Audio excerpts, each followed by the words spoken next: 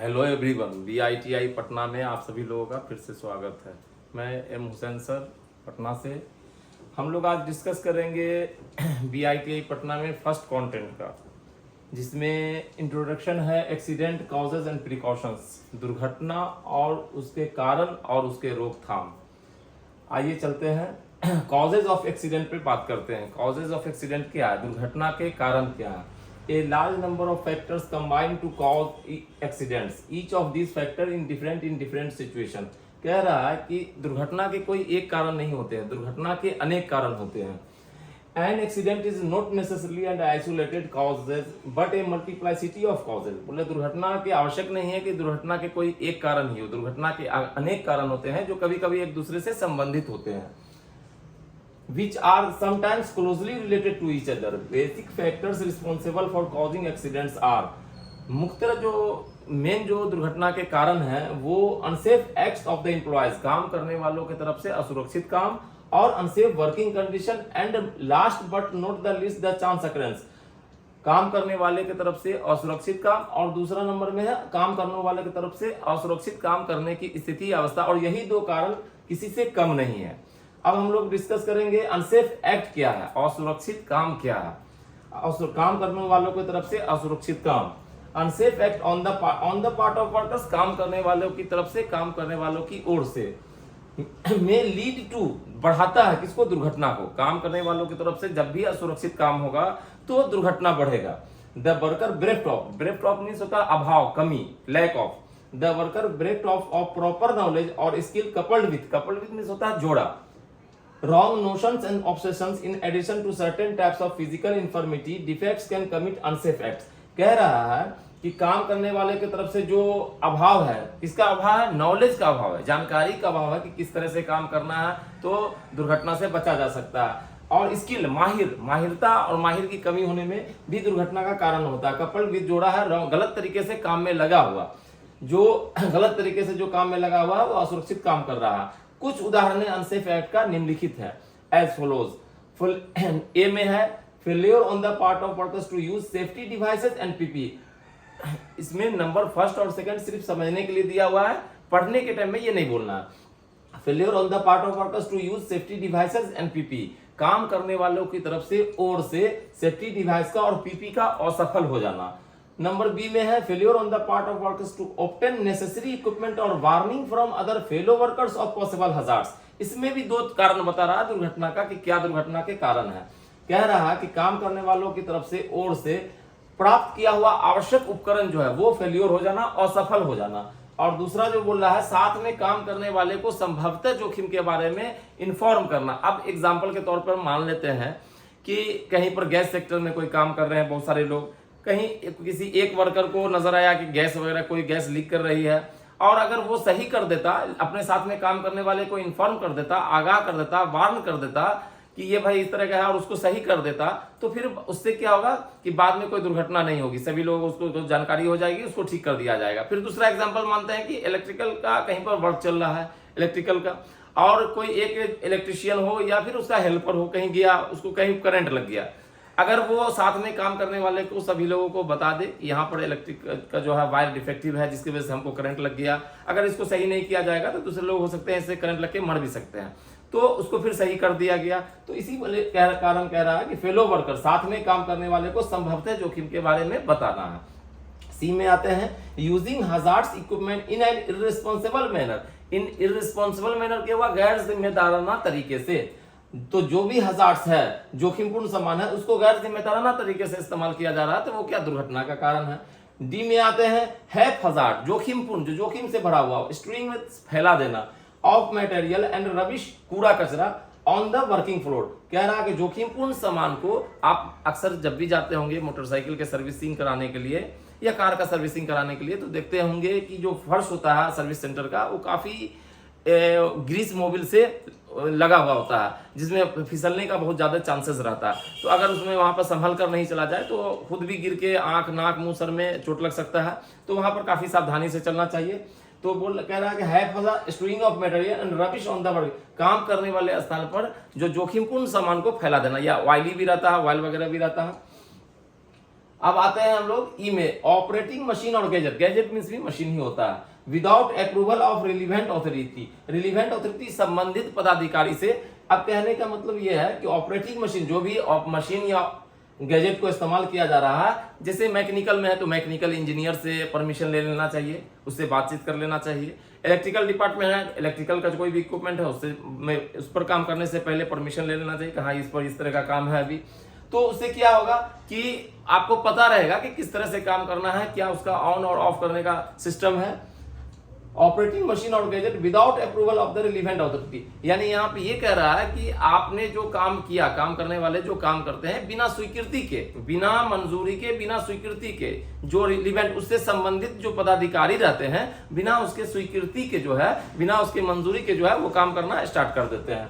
आइए एफ में पढ़ते हैं, हॉलिंग और लिफ्टिंग गुड्स, सामान उठाना और रखना। ब्रैकेट में यहाँ दे रहा है स्पेशली फ्रेजाइल। फ्रेजाइल मीन्स होता है क्षण भंगुर, शीशा कांच, ये सब जिसको गलत तरीके से फेंका जाए वो फूट के आंख में लग सकता है, चुभ सकता है। इन ए रॉन्ग मैनर, गलत तरीके से। रॉन्ग मैनर मीन्स गलत तरीके से। तो कह रहा है जो भी सामान उठा रहे हैं, रख रहे हैं, उसको गलत तरीके से फेंक रहे हैं तो ये भी दुर्घटना का कारण है। एडप्ट मीन्स होता है अपनाना, अनसेफ असुरक्षित। और रॉन्ग मेथड्स, गलत तरीका। इन सच ऑपरेशंस, इन सब कामों में, like loading, unloading, removing, placing, intermixing. Intermixing means होता है आपस में मिलाना। तो इन सब कामों में असुरक्षित तरीका अपनाया जा रहा है, जैसे चढ़ाने के काम में, उतारने के काम में, हटाने के काम में, रखने के काम में और आपस में मिलाने के काम में। आइए एच में, irresponsible tinkering with safety devices as for example through process. इन सब प्रक्रियाओं में कला गैर जिम्मेदाराना छेड़छाड़। टिंकर एक वर्ड है, बहुत अच्छा वर्ड है, जिसका मीनिंग होता है छेड़छाड़। तो बोला गैर जिम्मेदाराना छेड़छाड़ सुरक्षा यंत्रों के साथ। उदाहरण के तौर पर जैसे मॉडिफिकेशन मीन्स होता है सुधार। अब कोई मशीन खराब हो गया, अब सपोज मान लीजिए मोटरसाइकिल, उसका चेन स्पोकर खराब हो गया, तो उसको क्या करेंगे आप? ले जाएंगे मिस्त्री के पास, या तो वो अगर रिपेयर होके लगाने लायक रहेगा तो रिपेयर होके लगाएगा, नहीं तो वो फिर नया लगाएगा। और अगर ऐसा नहीं करते हैं तो स्पीड में आप चलते टाइम में, और करना ही चाहिए, अगर आपका 15,000, 12,000, 15,000 किलोमीटर मोटरसाइकिल आपका चल चुका है तो आप उसको चेन स्पोकर जो है उसको चेंज करवा दीजिए। क्यों? अगर नहीं आप कराते हैं तो जब भी अगर आप स्पीड में चलेंगे 50, 60, 70, 80, 90 की स्पीड में, लेकिन मोटरसाइकिल को कम ही स्पीड पर चलाइए, तो अचानक से अगर चेन टूट जाता है तो फिर क्या होगा कि एक्सीडेंट हो जाएगा। और एक्सीडेंट भी ऐसा होगा जैसा आपने सोचा भी नहीं है। क्यों? क्योंकि अचानक से चलती हुई चेन में जब ब्रेक लगेगा, फंसेगा चक्का सब में, तो चेन जो टूट कर, तो आप सोच नहीं सकते हैं कितना सीवियर एक्सीडेंट हो सकता है। तो कह रहा है irresponsible tinkering with safety devices as for example, इन सब प्रक्रियाओं में, सुधार के काम में, कोई पार्ट्स हटाने के काम में, या फिर एडजस्टमेंट किया जा रहा है उस काम में। आते हैं आई में, वर्किंग अंडर और near heavy overhead loads without taking due care. आपने अक्सर देखा होगा कंपनी में, प्लांट में, इंडस्ट्रीज में कि जो भी कर्मचारी होते हैं, मजदूर भाई होते हैं, वो खाना पीना खा के रेस्ट करने लगते हैं, वो कार्ड खेलने लगते हैं छुट्टी के टाइम में। उनको ये पता नहीं जाता है कि सर के ऊंचाई पर, इसमें एक्चुअली क्या है कि क्रेन का काम छिपा हुआ है, डायरेक्ट नहीं कर रहा है, इनडायरेक्ट कह रहा है। तो ऊंचाई पर क्रेन का काम चल रहा है, हजारों टन एक जगह से दूसरे जगह उठा के पहुंचाया जा रहा है। तो वहां पर क्या होता है, सावधानी बरतना होता है। उन मजदूरों को, उन काम करने वाले भाइयों को ये कहा जाता है कि आप यहाँ पर बैठकर कार्ड नहीं खेलें, यहाँ पर बैठ के ना जो खा रहे हैं यहाँ पर नहीं खाए, थोड़ा हट जाए, इससे दूरी बना ले। क्योंकि अगर ऊंचाई पर से जो काम हो रहा है हजारों टन में, वो गिरेंगे तो कोई भी जो आप हेलमेट लगा रखे हैं या कोई भी पीपी यूज कर रहे हैं वो कोई काम नहीं आएगा, क्योंकि वो काफी वजनी होता है। ऊंचाई पर जो क्रेन से काम होता है काफी वजन होता है उसका। तो वर्किंग अंडर और near heavy overhead loads without taking due care, बिना उचित सावधानी लिए हुए, जहां पर ऊंचाई पर काम चल रहा है वहां पर अगर है तो वो असुरक्षित है। केयरलेसनेस, लापरवाही, during the maintenance, repair work और मशीन और गैजेट। वो कह रहा है कि लापरवाही, कहां पर लापरवाही कर रहे हैं आप? मेंटेनेंस के काम में और रिपेयर के काम में। मशीन और गैजेट का मेंटेनेंस और रिपेयर का काम जो चल रहा है वहां पर आप लापरवाही कर रहे हैं, तो आप तो समझ ही रहे हैं कि क्या हो सकता है, दुर्घटना हो सकती है। तो ये हमारा जो है आपको अनसेफ एक्ट का पूरा एग्जांपल है। अब आते हैं अनसेफ कंडीशन में। अनसेफ कंडीशन क्या है? असुरक्षित स्थिति, काम करने का असुरक्षित स्थिति या अवस्था। ये दो प्रमुख कारण है दुर्घटना के, कि दुर्घटना क्यों होती है, उसके क्या कारण है। ये वर्ल्ड में सभी सेक्टर, जितने भी कंपनीज हैं, कंस्ट्रक्शन हो, ऑयल एंड गैस हो, पेट्रोकेमिकल हो, पावर प्लांट हो, रिफाइनरी हो, या फिर मेट्रो हो, रेलवे हो, एयरपोर्ट हो, किसी भी डिपार्टमेंट में, किसी भी सेक्टर में, प्लांट इंडस्ट्रीज कंपनी में ये फॉर्मूला है कि वहां दुर्घटना के कारण, दुर्घटना क्यों वहां होती है। अब आते हैं it has been unsafe condition पे। इट हैज बीन ऑब्जर्व्ड, ऐसा पाया गया है कि that most of the accidents occur due to occur means होना होता है, ड्यू टू अनसेफ कंडीशन, असुरक्षित स्थिति or, that is job related, जो काम से संबंधित कारण है। These job related causes are often referred to as technical cause, इसी जॉब से संबंधित काम का कारण को क्या कहते हैं, टेक्निकल कारण भी कहते हैं। अब मशीन्स में आते हैं हम लोग, देखते हैं क्या क्या समस्याएं होती हैं, क्या क्या प्रॉब्लम होती हैं जिनके वजह से दुर्घटनाएं होती हैं। इन दिस कैटेगरी मीन्स इस श्रेणी में, इस कोटि में, इम्प्रॉपरली गार्डेड, गलत तरीके का जो मशीन लगा हुआ जो चलते चलते अचानक रुक जा रहा है, ये भी दुर्घटना का कारण है, क्योंकि अनबैलेंस हो जाएगा जो भी वर्कर है, मजदूर है। और इम्प्रॉपर अपील, गलत तरीके का मरम्मत और मेंटेनेंस ऑफ मशीन का मेंटेनेंस जो है वो गलत तरीके का। डिफेक्टिव और इम्प्रॉपर कंस्ट्रक्शन, जो कंस्ट्रक्शन का जो बनावट, कंस्ट्रक्शन मतलब बनावट होता है, तो उसका जो मशीन का बनावट वो खराब है। Defective design and controlling device क्या करते हैं, आपके हाथ में मोबाइल है, आपके हाथ में जो मोबाइल है उसको जिस स्विच से आप ऑन और ऑफ करते हैं उस मोबाइल का वो कंट्रोलिंग डिवाइस है। उसी तरह मशीन का भी क्या होता है, कोई ना कोई कहीं ना कहीं ऐसा एक स्विच होता है जिससे ऑन और ऑफ किया जाता है। तो वो जो कंट्रोलिंग डिवाइस है फॉर मशीन्स का, वो क्या है, कह रहा है डिफेक्टिव है, खराब है। कभी आपने देखा होगा घर में भी, कभी कोई फैन को आप ऑन कर रहे हैं तो ऑन नहीं हो रहा, कभी कोई ऑन है फैन और उसको ऑफ कर रहे हैं तो वो ऑफ नहीं रहा। इट मीन्स दैट कि जो स्विच है वो वर्किंग कंडीशन में नहीं है, कभी काम कर रहा है, कभी काम नहीं कर रहा। फॉल्टी लेआउट, गलत तरीके का खाका और लोकेशन, मशीन को गलत स्थान पर बैठा दिया जहां पर मशीन को नहीं बैठाना था, ज्यादा वाइब्रेट कर रहा है, ज्यादा नॉइस कर रहा है। लैक ऑफ सुपरविजन, जांच में कमी। हजार्ड, जो भी अरेंजमेंट किया गया, जो भी प्रोसीजर प्रक्रियाएं हैं मशीन में, उदाहरण के तौर पर पेश करते हैं। इक्विपमेंट में क्या क्या प्रॉब्लम समस्याएं होती हैं।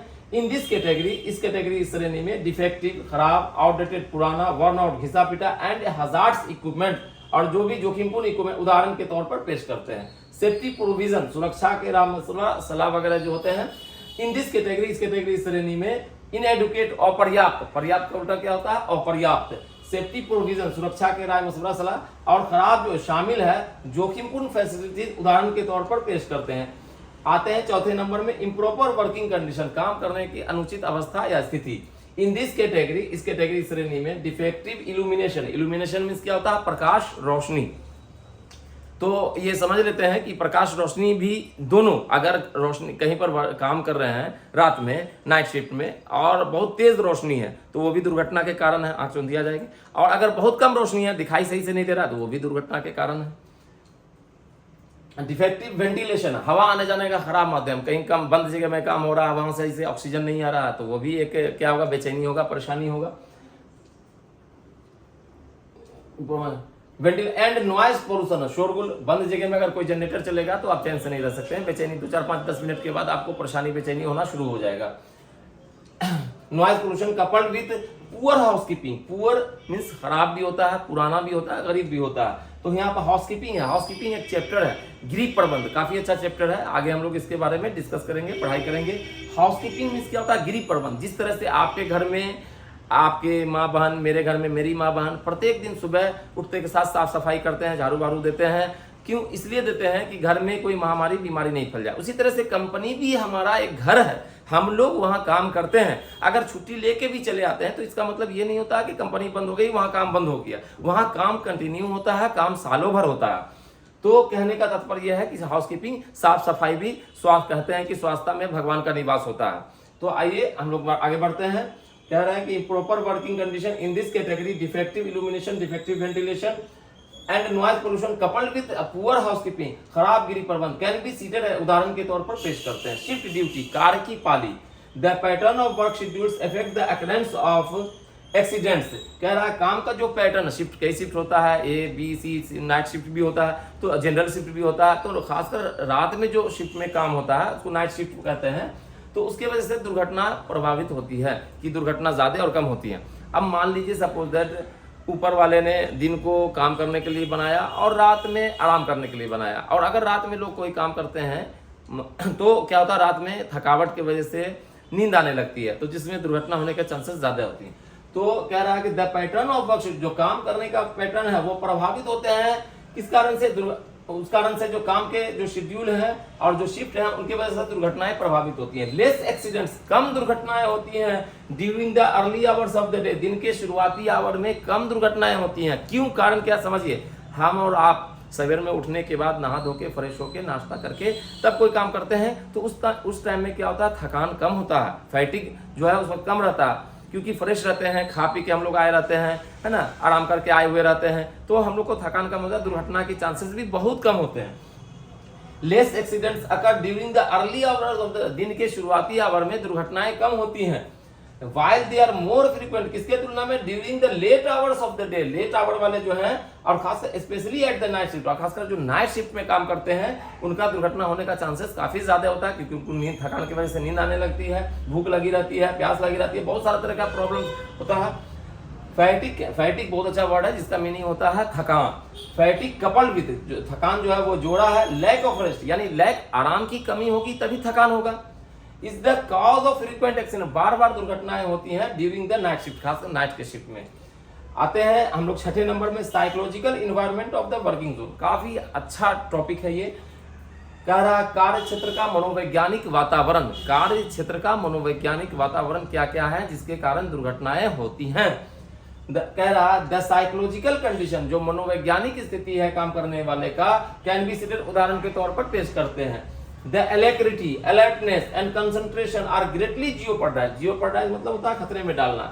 अब देखिए, आपने और हमने अक्सर ये देखा होगा कि अगर किसी को कहा जाए कि ये हाईवे है, 4 लेन है, इसको पार करो, अब वो इतना धड़फड़िया नेचर का है कि वो ना दाएं देखता ना बाएं करता, वो पार होने लगता है, तो क्या होगा, एक्सीडेंट होने का चांसेस ज्यादा होगा। अगर वही वो पार करने, हाईवे या 4 लेन पार करने से पहले आप सभी लोग पहले दाएं या बाएं देख लें कि कोई गाड़ी आ रही है कि नहीं आ रही है, और काफी मतलब रिलैक्स होकर पार करना है, धड़फड़ा कर नहीं पार करना। वही कारण यहाँ पर बता रहा है कि एलेक्ट्रिटी, तत्परता और जागरूकता, कंसंट्रेशन, ध्यान मगन, ध्यान में, आर ग्रेटली खतरे इन केस ऑफ इमोशनली डिस्टर्ब। अब देखिए इमोशनली डिस्टर्ब क्या है, हम और आप समझते हैं कि इमोशनली डिस्टर्ब क्या होता है।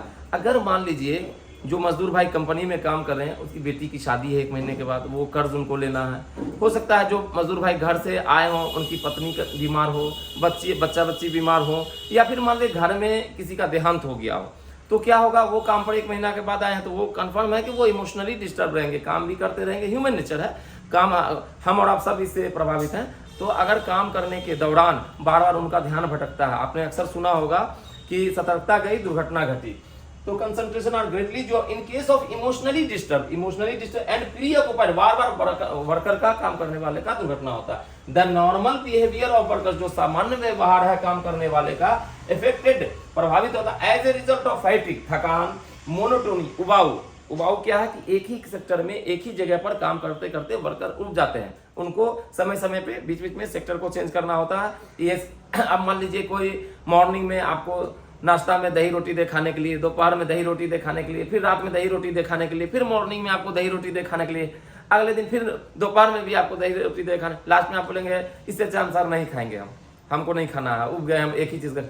सेम वैसा ही है, काम करते करते काफी समय से, 6 महीने से, साल भर से एक ही सेक्टर में एक ही काम करते करते वर्कर उब जाते हैं, इसी को बोलते हैं मोनोटोनी। हार्ड लेबर, कठिन परिश्रम, आपने अक्सर जून जुलाई के मौसम में देखा होगा कि जो रिक्शा वाले भाई होते हैं, मजदूर होते हैं, वो रिक्शा खींचते हैं, तो क्या होता है, वो पसीना काफी उनको आता है, प्यास लगी रहती है और काफी परेशानी होता है। उसी तरह से कंपनी में भी काम करना, जो काफी गर्म मौसम में जो है जून जुलाई में, तो उसमें क्या करना होता है, इसका उपाय क्या है कि बीच बीच में हमको रुकना होता है, बताना होता है सेफ्टी वाले को, भाई बीच बीच में आप थोड़ा सा पानी पी लीजिए, आप थोड़ा सा रेस्ट कर लीजिए, 1-2 मिनट जो है रेस्ट कर लीजिए, है ना, तो उसके बाद फिर आपको नई एनर्जी जब ऊर्जा आएगी तो आप काम करना शुरू करें। वीडियो को The electricity, alert and concentration are greatly jeopardized in case of emotionally disturbed and preoccupied worker.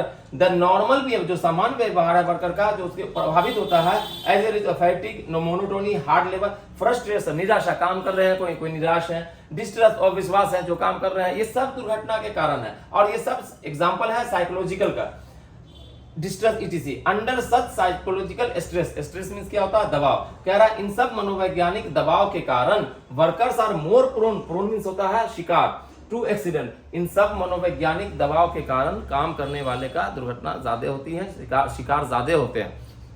आइए हम लोग अब तीसरे टॉपिक पे बात करते हैं, मल्टीपल काउजेज। मल्टीपल काउजेज क्या है, अनेक कारण। दुर्घटना के हम लोगों ने पढ़ा कि 2 प्रमुख कारण निकल के आया, अनसेफ एक्ट और दूसरा अनसेफ वर्किंग कंडीशन, असुरक्षित काम और काम करने के असुरक्षित स्थिति या अवस्था। अब तीसरा में क्या है, हेडिंग है चैप्टर है कि मल्टीपल काउजेज, अनेक कारण क्या है।